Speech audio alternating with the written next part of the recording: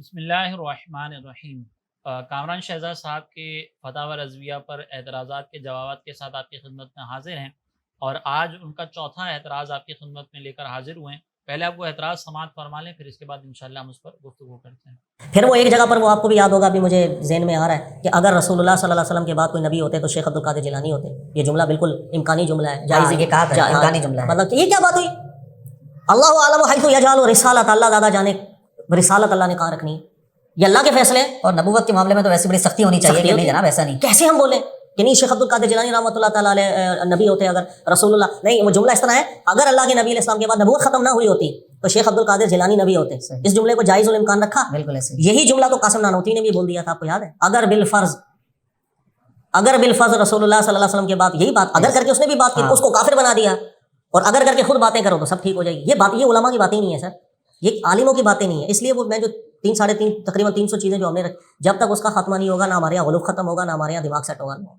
آپ نے یہ اعتراض سنا ہوگا، تو اس پر جو اعلیٰ حضرت امام اہل سنت نے لکھا ہے، پہلے میں آپ کی خدمت میں وہ حوالہ اور وہ عبارت پڑھ دیتا ہوں، پھر اس کے بعد انشاءاللہ ہم اس پر تبصرہ کرتے ہیں۔ یہ ہے جلد 28 صفحہ نمبر 414۔ اس میں اعلیٰ حضرت امام اہل سنت سے یہ سوال ہوا کہ رسول اللہ صلی اللہ علیہ وسلم نے فرمایا کہ اگر میرے بعد نبی ہوتا تو پیران پیر ہوتے۔ اب اعلیٰ حضرت نے اس کا جو جواب دیا کہ یہ قول کہ اگر نبوت ختم نہ ہوتی تو حضور غوث پاک نبی ہوتے، اگرچہ اپنے مفہوم شرطی پر صحیح اور جائز الاطلاق ہے کہ بے شک مرتبہ علیہ رفیہ حضور پر نور رضی اللہ تعالی عنہ مرتبہ طلوع مرتبہ نبوت ہے۔ خود حضور معلیٰ رضی اللہ تعالیٰ عنہ فرماتے ہیں کہ جو قدم میرے جد اکرم نے اٹھایا میں نے وہیں قدم رکھا، سوا اقدام نبوت کے کہ ان میں غیر نبی کا حصہ نہیں ہے۔ پھر اعلیٰ حضرت نے فرمایا کہ اور جواز اطلاق یوں، یعنی یہ جو بات بیان کی جا رہی ہے کہ اگر میرے بعد کوئی نبی ہوتا تو وہ غوث پاک ہوتے، تو یہ جملہ جائز کیوں ہے؟ فرمایا کہ جواز اطلاق یوں کہ خود حدیث میں امیر المومنین عمر فاروق رضی اللہ تعالیٰ عنہ کے لیے وارد ہے کہ لو کان بعدی نبی لکان عمر، کہ اگر میرے بعد کوئی نبی ہوتا تو عمر ہوتا۔ یہاں پر اعلیٰ حضرت امام اہل سنت نے اس جملے پر بھی دلیل دے دی کہ یہ جملہ جو ہے وہ حدیث کے جملے کی طرح ہی ہے۔ اعلیٰ حضرت آخر میں یہ فرماتے ہیں کہ ہر حدیث حق ہے، لیکن ہر حق حدیث نہیں۔ حدیث ماننے اور حضور اکرم سید عالم صلی اللہ علیہ وسلم کی طرف نسبت کرنے کے لیے ثبوت چاہیے، بے ثبوت نسبت جائز نہیں، اور قول مذکور ثابت نہیں ہے۔ یعنی یہ جو بات بیان کی کہ اگر میرے بعد کوئی نبی ہوتا تو غوث پاک ہوتے، یہ جملہ اپنی اصل کے اعتبار سے تو درست ہے، لیکن اعلیٰ حضرت فرماتے ہیں کہ یہ حدیث نہیں ہے، اس کو بطور حدیث ذکر نہ کیا جائے، کیونکہ حدیث ہونے کے لیے جو اصول ہے اس کے مطابق ہم وہ ثبوت چاہیے، ان اصولوں کے مطابق حدیث ہونے کے لیے ثبوت درکار ہے۔ وہ سارے ثبوت پھر آپ کتب حدیث کے حوالے سے پڑھ سکتے ہیں اصول حدیث میں۔ یہاں پر یہ بات ذکر کرنا مقصد ہے کہ اعلیٰ حضرت امام اہل سنت نے جو بات بیان کی اس میں دو چیزیں ہیں۔ ایک اعلیٰ حضرت نے فرمایا کہ جملہ تو بالکل صحیح ہے کہ اگر میرے بعد کوئی نبی ہوتا تو غوث پاک ہوتا ہے، یعنی اگر کوئی یہ کہتا ہے کہ بھئی سرکار علیہ الصلوۃ والسلام کے بعد نبیوں کا آنا ممکن ہوتا تو غوث پاک نبی بن کر آتے۔ یہ دیگر علماء نے دیگر علماء کے لیے جملے کہے بھی ہیں۔ اب یہاں پر اس کو مشابہ قرار دینا وہ قاسم نانوتوی کے قول سے، وہاں پر قاسم نانوتوی کا قول یہ ہے جس کا مفہوم کچھ اس طریقے سے ہے کہ اگر بالفرض نبی کریم صلی اللہ علیہ وسلم کے بعد کوئی دوسرا نبی آ جائے تب بھی خاتمیت محمدی پر کوئی فرق نہیں پڑے گا۔ اس جملے کو یہ کہا جا رہا ہے کہ یہ والا جملہ جو قاسم نانوتوی نے کہا ہے یہ بالکل ایسا ہی ہے جیسا غوث پاک کے لیے یہاں پر یہ جملہ کہا گیا ہے، حالانکہ ان دونوں جملوں میں زمین آسمان کا فرق ہے۔ اب میں آپ کو پہلے یہ بات سمجھاتا ہوں کہ ان دونوں میں زمین آسمان کا فرق کیسے ہے۔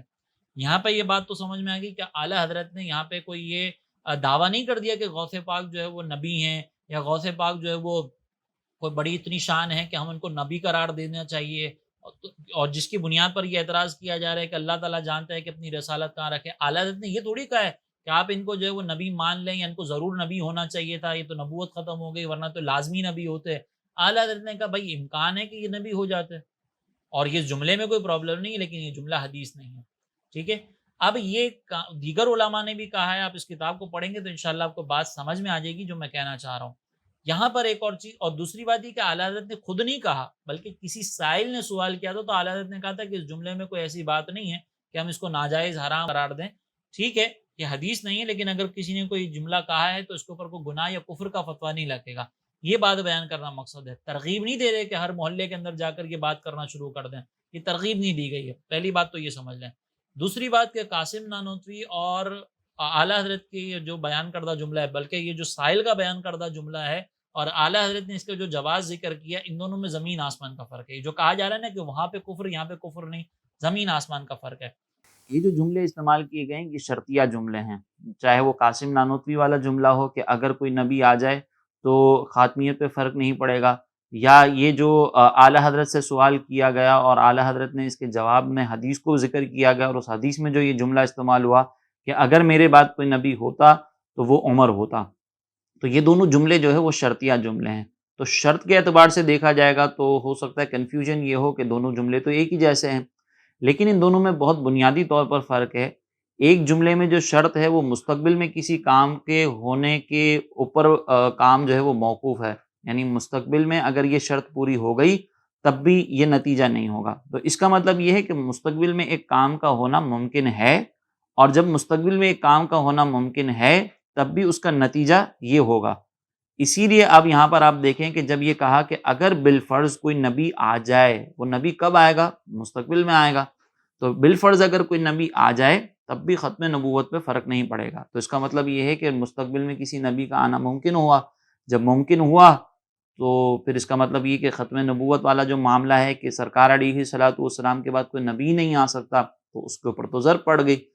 تو یہ والا جو جملہ ہے قاسم نانوتوی کا، یہ مستقبل کی شرط پر موقوف ہے. لہٰذا ہم اس کو کہیں گے کہ یہ مستقبل کی چونکہ شرط لگائی ہے تو یہاں پہ اب اس بات کا امکان ظاہر ہو رہا ہے کہ یہاں پر جو ہے وہ نبی کا آنا ممکن ہے. تھوڑا بہت آپ کو ڈاؤٹ ہے کہ نبی آ سکتا ہے، لیکن اس کے مقابلے میں جو یہ جملہ ہے کہ اگر نبی کریم علیہ الصلوۃ والسلام پر نبوت کا سلسلہ ختم نہ ہوتا تو پھر ایسا ہو جاتا. اب یہ ہے ماضی کی شرط، ماضی میں ایک کام ہو چکا، اب اس کے بارے میں کہا جا رہا ہے کہ اگر ماضی میں یہ کام نہ ہوا ہوتا تو پھر مستقبل میں یہ کام ہو جاتا. اس کا نتیجہ یہ بنے گا کہ ماضی میں چونکہ یہ شرط اب پوری ہو چکی ہے تو جو کام اس پر موقوف تھا اب وہ کام بھی جو ہے وہ وقوع پذیر ہو ہی نہیں سکتا.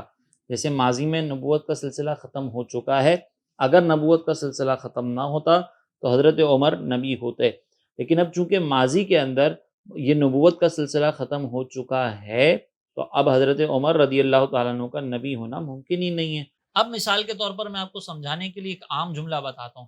ایک باپ کو اپنے بیٹے سے بہت زیادہ محبت ہو اور وہ بیٹا چھوٹا بیٹا ہے مثال کے طور پر، اس سے بڑی محبت ہے، تو باپ یہ کہتا ہے کہ یار اس کو جو ہے نا مجھے اس کے اوپر غصہ ہی نہیں آتا، اور بالفرض اگر مجھے کبھی غصہ آ جائے تو میں اس کو کچھ نہیں کہوں گا. اس کا مطلب یہ ہے کہ غصہ آنے کے چانسز کہیں نہ کہیں ہیں. ایک طرف باپ یہ دعویٰ ضرور کر رہا ہے کہ مجھے اپنے چھوٹے بیٹے کے اوپر غصہ نہیں آتا، لیکن اگر بالفرض غصہ آ بھی گیا، یعنی امکانات تو ہیں، تو بالفرض اگر مجھے غصہ آ بھی گیا تو میں اس کو ماروں گا نہیں، میں اس کو ڈانٹوں گا نہیں. اس کا اب یہ جو پہلا جملہ ہے کہ اگر بالفرض مجھے غصہ آ گیا، تو یہ اس بات کی طرف اشارہ ہے کہ غصہ آنے کے چانسز ہیں، اور اگر غصہ آ گیا تو جو غصے کا نتیجہ ہے نا وہ کم از کم اس کے اوپر ظاہر نہیں ہوگا. تو غصے آنے کے امکانات ہیں. اب آ جائیں قاسم نانوتوی کے جملے پر. اگر بالفرض کوئی نبی آ جائے تو خاتمیت پر فرق نہیں پڑے گا، یعنی مائنر سے چانسز ہیں کہ اگر کوئی نبی آ جائے نا تب بھی خاتمیت اپنی جگہ پر رہے گی. تو وہاں پر نبی آنے کے چانسز کو ذکر کیا جا رہا ہے کہ نبی آ بھی جائے. اسی لیے قادیانیوں نے جو جب ان کو اسمبلی میں ان سے مناظرہ ہوا تھا تو قادیانیوں میں جو مرزا ناصر تھا اس نے امام نورانی رحمۃ اللہ تعالیٰ علیہ کے سامنے یہی بات ذکر کی تھی کہ آپ کی کتابوں میں بھی تو لکھا ہوا ہے کہ اگر کوئی نبی آ جائے تو لو آ گیا نبی. تو ادھر امام شاہ احمد نورانی صاحب رحمۃ اللہ تعالیٰ علیہ نے یہ کہا تھا کہ اس کا جواب مفتی محمود جو مولانا فضل الرحمان کے والد ہیں وہ جواب دیں گے، مفتی محمود جواب دیں گے اس کا. ہم نے نہیں لکھا، ہماری کتابوں میں نہیں لکھی ہوئی یہ بات، یہ ان کی کتابوں میں لکھی ہوئی ہے. تو وہاں پر یہ چانسز کی جو بات ہے نا وہ ذکر کی گئی ہے. اسی لیے وہاں پر یہ بات کہا کہ سرکار علیہ الصلوۃ والسلام کے بعد کسی نبی کے آنے کا 0% چانس ہے، 0%، یعنی وہ کہہ لیں کہ 0% بھی چانس نہیں ہے. اس سے مائنس میں بھی چلے جائیں گے نا تو اتنا بھی امکان نہیں ہے، چانس ہی نہیں ہے کسی قسم کا، کوئی نبی آ ہی نہیں سکتا. اور آپ کے جملے سے ایسا لگ رہا ہے کہ کہیں نہ کہیں آپ کو ڈاؤٹ ہوا تھا کہ اگر کوئی نبی آ بھی جائے گا نا تو خاتمیت پر فرق نہیں پڑے گا. تو یہ مسئلہ ہے. اور یہاں پر آئیں کہ اگر کوئی نبی ہوتا، اس کو اگر آپ کو ملانا ہے نا تو قرآن کی آیت سے ملائیں. لو کانا فیہما آلہۃ الا اللہ لفسدتا، اگر زمین اور آسمان میں کوئی دوسرا خدا ہوتا تو زمین اور آسمان تباہ ہو جاتے۔ اسی طریقے سے ایک اور قرآن کی آیت کا مفہوم ہے جس میں سرکار علیہ السلام نے فرمایا، اللہ نے سرکار کو حکم دیتے ہوئے فرمایا کہ آپ کہہ دیں کہ اگر اللہ کا کوئی بیٹا ہوتا تو میں سب سے پہلے اس کی پوجا کرتا، اگر کوئی ہوتا تو میں پوجا کرتا، اب ہے ہی نہیں، نہ آ سکتا ہے۔ اسی طریقے سے اگر کوئی نبی ہوتا تو غوث پاک ہوتے، لیکن نبی کوئی ہے ہی نہیں، نہ آ سکتا ہے۔ اگر کوئی نبی ہوتا تو عمر نبی ہوتے، لیکن کوئی نبی ہے ہی نہیں، نہ آ سکتا ہے۔ تو اس جملے کے اندر یہ بات ہے۔ اب اگر آپ یہ کہیں کہ کوئی اور خدا ہوتا تو زمین اور آسمان تباہ ہو جاتے، لیکن کوئی خدا نہ ہے نہ ہو سکتا ہے، اس لیے زمین و آسمان بھی تباہ نہیں ہو رہے۔ تو یہ جملہ اگر کوئی نبی ہوتا تو غوث پاک ہوتے، وہ قرآن کی اس آیت سے ملتا ہے۔ اب اگر آپ کہتے ہیں کہ نہیں غوث پاک نبی ہوتے، یہ والا جملہ اور قاسم نانوتوی والا جملہ ایک جیسا ہے، تو پھر قرآن کی آیت اور یہ قاسم نانوتوی والا جملہ یہ دونوں بھی ایک جیسے ہونے چاہیے، ایسا ہی ہے نا پھر تو پھر اب آئیں کہ قاسم نانوتوی کے جملے کی جو ترکیب ہے اس ترکیب پر آپ قرآن کی آیت کو لے کر ہیں، لو کانا فیہما آلہۃ الا اللہ خالی کو، وہاں پہ جملہ کیا تھا کہ اگر کوئی نبی آ جائے، اگر بالفرض کوئی نبی آ جائے تب بھی خاتمیت پہ کوئی فرق نہیں پڑے گا۔ اور اب اگر ہم یوں کہیں کہ اگر خدا نہ خواستہ کوئی یہ کہتا ہے معاذ اللہ کہ اگر کوئی دوسرا خدا آ جائے تب بھی زمین و آسمان تباہ نہیں ہوں گے، یہ جملے کو اگر آپ ایک جیسا کہیں گے نا تو نتیجہ یہ نکلے گا کہ اگر معاذ اللہ کوئی دوسرا خدا آ جائے تب بھی زمین اور آسمان تباہ نہیں ہوں گے۔ تو آپ کیا کہیں گے کہ دونوں جملے ایک جیسے ہیں، کیونکہ آپ لو کانا بعدی نبی جن، اگر میرے بعد کوئی نبی ہوتا تو وہ عمر ہوتے، میرے بعد کوئی نبی ہوتا وہ غوث پاک ہوتے، اس جملے کو قاسم نانوتوی کے جملے سے ملا رہے ہیں، تو پھر قرآن کی اس آیت کو بھی آپ قاسم نانوتوی کی ترکیب پہ لے کر آئیں۔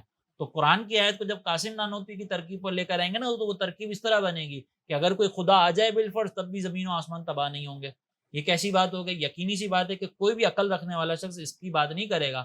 تو قاسم نانوتوی کا جملہ اور یہ جو جملہ ہے اس میں زمین آسمان کا فرق ہے، یہ آپ کو شاید غلط فہمی ہوئی ہے، فتاوی رضویہ میں غلطی نہیں ہے۔ امید ہے ہمارے سننے والوں کو بھی یہ بات سمجھ میں آ گئی ہوگی، اور اگر نہیں سمجھ میں آئی تو 3-4 دفعہ انشاءاللہ آپ سنیں گے تو آپ کو یہ بات ضرور سمجھ میں آ جائے گی۔ سب چیزوں کا زوال آ جاتا ہے انسان کے اوپر جب وہ ایک فکر کی تبلیغ کے پیچھے لگ گیا۔ اب فکر رضا جب پھیلنا شروع ہو گئی، سب ختم ہو گئی بات، پھر آپ رجوع کیسے کریں گے؟ آپ کیسے بول سکتے ہیں بھائی یہ غلطی ہے؟ غلطی ہے تو غلطی ہے۔ پھر وہ سوال بھی ہم نے انڈیکیٹ کیا تھا، وہ جہاں ایک جگہ پر بہت نہایت ہی نازیبا گفتگو ہے، قرآن کی آیت لکھ کر اس قرآن کی آیت میں کیا سینگ لگے ہوئے ہیں، وہ لہجہ نہیں، یار اس جملے کو نکال دو، آپ میں کوئی غلط بات کر رہا ہوں تو مجھے بتائیں۔ تو آپ نے یہ اعتراض سنا ہوگا جس میں اعلیٰ حضرت پر یہ بات ذکر کی گئی کہ فتاوی رضویہ میں آیت کے متعلق ایک نازیبا جملہ لکھا ہوا ہے کہ آیت کے سر پر کیا سینگ ہوتے ہیں، اور اس جملے کو نکال دو، میں کوئی غلط بات تھوڑی کہہ رہا ہوں۔ تو یہاں پر اس کا جواب ہم نے پہلے بھی ایک مرتبہ ذکر کیا تھا جب مفتی طارق مسعود نے نبی کریم علیہ الصلوۃ والسلام کے متعلق جو گفتگو کی تھی، اور پھر انہوں نے بھی اس اعتراض کو اٹھایا تھا، اور غالباً انہی سے ہی ادھار لے کر وہ اعتراض جو ہے انہوں نے فتاوی رضویہ پر کیا تھا، تو ہم نے اس کا جواب بھی وہاں پہ ذکر کیا تھا، اور وہاں پر ہم نے یہ بات بیان کی تھی کہ یہاں پہ در حقیقت جو ہے وہ صنعت تلمیح جو ہے اس کا استعمال کیا گیا ہے۔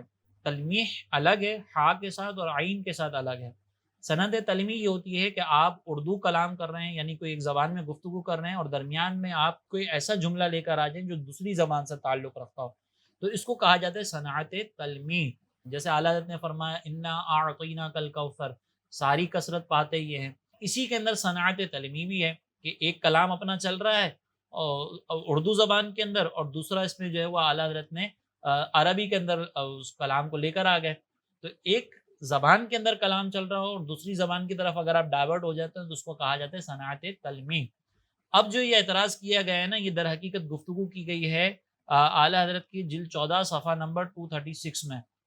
وہاں پر اعلیٰ حضرت جو ہے وہ ان لوگوں کا رد کر رہے ہیں جو خلافت شرعیہ میں قریشیت کو شرط قرار نہیں دیتے، اور حدیثوں کے اندر، حدیثوں کے معنی کے اندر انہوں نے جو وہ تحریف کی ہے، کچھ رد و بدل کیا ہے۔ تو اب اعلیٰ حضرت فرماتے ہیں کہ عجب ہے کہ ایک حدیث خاص میں 2-4 شراح نے جو لکھا وہ تو ان کا دامن پکڑ کر سب احادیث کو بظور زبان عام کر لیا جائے، اور خود ان باقی احادیث میں جو ان کی عام جماعتوں نے لکھا اور مذہب اہل سنت و اجماع صحابہ بتایا وہ انہی کے کلام سے رد کر دیا جائے۔ یعنی اعلیٰ حضرت یہ بتا رہے ہیں کہ حدیث کے اندر رد و بدل کیسے کیا ہے انہوں نے۔ پھر اعلیٰ حضرت فرماتے ہیں اور کیا یحرفون الکلمہ عن موادیہ کے سر پر سینگ ہوتے ہیں۔ اب اعلیٰ حضرت فرماتے ہیں کہ یہ جو کلمہ تبدیل کرنے والے ہوتے ہیں، جو قرآن کے اندر تبدیلی کرنے والے ہوتے ہیں، کلام اللہ میں تبدیلی کرنے والے ہوتے ہیں، تو کیا ان کے سر پر سینگ ہوتے ہیں؟ آیت کے اوپر نہیں ہوتے۔ یہاں پر اعلیٰ حضرت نے عربی کے اس جملے کو جو استعمال کیا ہے وہ بطور صنعت تلمیع استعمال کیا ہے۔ یہاں پہ قرآن کی آیت مراد نہیں ہے کہ قرآن کی آیت کے سر پہ معاذ اللہ سینگ ہوتے ہیں، یہ نہیں مراد، بلکہ اس سے مراد یہ ہے کہ یحرفون الکلمۃ، جو کلمہ تبدیل کرنے والے لوگ ہیں، کلمے کو اپنی جگہ سے تبدیل کرنے والے لوگ ہیں، کیا ان کے سر پر سینگ ہوتے ہیں؟ یہ وہ مراد ہے کہ کیا ان کے سر پر سینگ ہوتے ہیں۔ قرآن عظیم نے اسے خصلت یہود بیان کیا کہ بات کو اس کی جگہ سے پھیر دیتے ہیں۔ تو اعلیٰ حضرت امام اہل سنت کے اس کلام کے اندر بھی قرآن کی آیت کے بارے میں یہ ذکر نہیں کیا جا رہا ہے۔ اگر آپ نے صنعت تلمی کے بارے میں کچھ پڑھا ہوتا، بلاغت کے بارے میں کچھ پڑھا ہوتا، تو مجھے اللہ کی رحمت سے بہت امید ہے کہ آپ یہ اعتراض بھی کبھی نہ کرتے کہ قرآن کی آیت کے بارے میں معاذ اللہ جو ہے وہ نازبہ کلمہ لکھا ہے اور اس کو نکال دیا جائے۔ آپ واقعتاً غلط کہہ رہے ہیں۔ آپ نے کہا نا کہ کیا میں کوئی غلط بات کر رہا ہوں؟ واقعتاً آپ غلط بات کر رہے ہیں کہ اعلیٰ حضرت نے تو قرآن کے بارے میں لکھا ہی نہیں ہے۔ اعلیٰ حضرت نے تو ان کے بارے میں لکھا ہے کہ جنہوں نے کلمے میں تبدیلی کی ہے، اور آپ کہہ رہے ہیں کہ اعلیٰ حضرت نے قرآن کے بارے میں لکھا ہے، تو واقعتاً آپ یہ غلط کہہ رہے ہیں۔ امید ہے کہ آپ اپنی اصلاح کریں گے اور یہ بات ہمارے دیکھنے سننے والوں کو سمجھ آ گئی ہوگی۔ یہ چند اعتراضات تھے جو آپ نے فتاوی رضویہ پر کیے تھے، کچھ کے حوالہ جات، جو ایک اور مزید آپ کا اعتراض ہے اس کا حوالہ مجھے نہیں ملا، ورنہ میں اس کا بھی جواب آپ کی خدمت میں ذکر کرتا۔ یہاں پر ہماری دیکھنے سننے والوں سے گزارش ہے کہ خدا را آپ ہر ایک کی بات کو اگر سنتے ہیں تو اس کو سننے کے لیے پہلے اپنے اندر اتنا ملکہ تو پیدا کریں کہ آپ کو یہ بات معلوم ہو سکے کہ کون کیا کہہ رہا ہے، جو کہہ رہا ہے وہ صحیح کہہ رہا ہے یا نہیں کہہ رہا۔ آپ کے اندر اتنی بھی تو اپنی نالج ہونی چاہیے نا کہ آپ تحقیق کر بھی سکیں۔ ہم یہ کہتے ہیں کہ میں خود تحقیق کرتا ہوں، اور خود تحقیق کرنے کے لیے نہ ہمیں بلاغت کا پتہ ہوتا ہے، نہ ہمیں فلسفے کا پتہ ہوتا ہے، نہ ہمیں منطق کا پتہ ہوتا ہے، نہ ہمیں قرآن کی آیت کس طریقے سے پڑھی جاتی ہے، ہمیں یہ بھی نہیں پتہ ہوتا کہ کس طریقے سے استدلال کیا جاتا ہے، کیسے کسی کلام کو پرکھا جاتا ہے، کیا چیز کفر بنتی ہے، کیا چیز کفر نہیں بنتی، کچھ بھی نہیں پتہ، اور ڈائریکٹ ہم کہتے ہیں کہ ہم تحقیق خود کریں گے۔ تو خدا را خود تحقیق کرنے کی وجہ سے آپ گمراہ ہو سکتے ہیں، غلطیاں کر سکتے ہیں، تو اس سے اجتناب کریں، اور ہر ایک کی بات کو سن کر فوراً تشویش کے اندر مبتلا نہیں ہو جایا کریں کہ یار یہ بات تو صحیح کر رہا ہے۔ اب ہم نے آپ کو بتا دیا کہ جو 300 غلطیوں میں سے جو 5 غلطیاں انہوں نے بیان کی ہیں، ان 5 غلطیوں کے اندر کتنی ٹھوکریں انہوں نے کھائی ہیں، کتنی غلطیاں خود انہوں نے کی ہیں، اور پھر یہ اعلیٰ حضرت کے اوپر اعتراض کر رہے تھے۔ اب یہ تو صرف 5 غلطیوں کا عالم ہے، اگر یہ 300 غلطیاں اگر آگے بیان کریں گے تو اس سے پھر یہ مزید معلوم ہوگا کہ آگے 300 غلطیوں کو تلاش کرنے میں یا ان 300 غلطیوں کا دعویٰ کرنے میں یہ کتنے خود صحیح ہیں اور کتنے خود غلط ہیں۔ اللہ تبارک و تعالی ہمیں ہمیشہ گمراہی سے محفوظ فرمائے، اور اپنے آپ کو عقل کل سمجھنے سے بھی اللہ تبارک و تعالی ہماری حفاظت فرمائے۔ میں پھر یہ عرض کروں گا کہ علامہ صاحب آپ واقعی غلط کہہ رہے تھے، آپ نے واقعی غلطی کی ہے، اور اعلیٰ حضرت پر واقعتاً غلط اعتراضات کیے تھے جس کے جوابات میں نے ذکر کیے ہیں، اور جس کو سمجھنے ہیں وہ اصولوں کی روشنی میں انشاءاللہ اس کو ضرور سمجھے گا۔ اگر پھر بھی کسی کے ذہن میں کوئی سوال باقی ہو، کوئی بات سمجھ میں نہ آئی ہو ان 5 ویڈیوز کے اندر، تو وہ اپنا سوال کمنٹ کے اندر بھیج سکتے ہیں، انشاءاللہ اس کو سمجھانے کی کوشش کی جائے گی کہ ہم کیا بات بیان کرنا چاہ رہے ہیں۔ اس مختصر سے وقت کے اندر میں جتنا ذکر کر سکتا تھا وہ آپ کی خدمت میں ذکر کیا۔ اللہ تبارک و تعالی ہمیں تمام تر فتنوں سے محفوظ فرمائے اور ہمیں ایمان کے ساتھ اس دنیا سے رخصت ہونے کی توفیق عطا فرمائے۔ آمین۔ وما علینا الا البلاغ المبین۔